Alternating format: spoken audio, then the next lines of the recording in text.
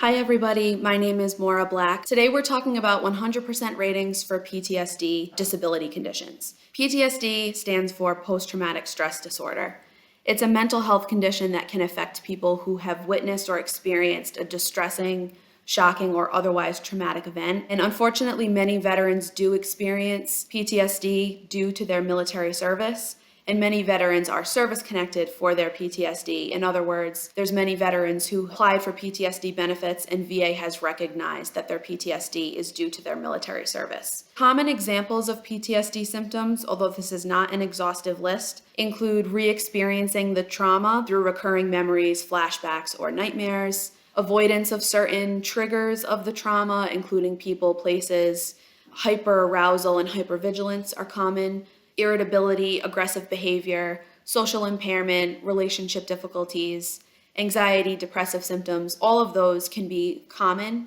Today we wanted to talk specifically about how to obtain a 100% rating. So once VA has granted service connection, it will then proceed to assigning a rating, and that rating is based primarily on the degree of occupational and social impairment that the veteran's PTSD causes.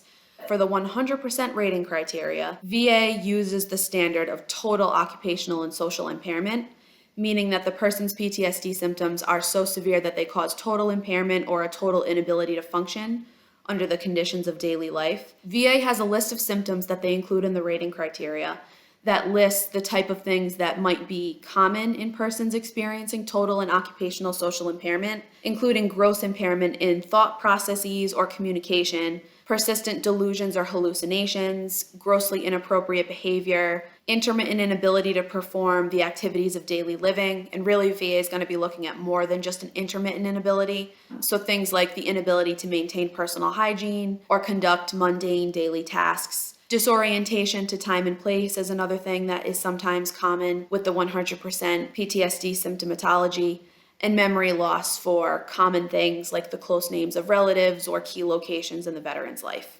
A 100% disability rating can sort of manifest as impairment that a veteran maybe is experiencing persistent hallucinations or delusions, self-injurious behaviors, suicide attempts, homicidal ideation. Those are the kinds of things that might be seen in a person who's experiencing PTSD symptoms at the 100% rate. So those are the kinds of symptoms that VA is really looking to. But it is important to note that in all psychiatric cases, the level of impairment can't just be reduced to a common set of symptoms, since everyone's psychiatric illness will present differently. Veterans who are seeking a higher 100% rating don't need to show that they exhibit all of the symptoms that are listed with the 100% rating criteria.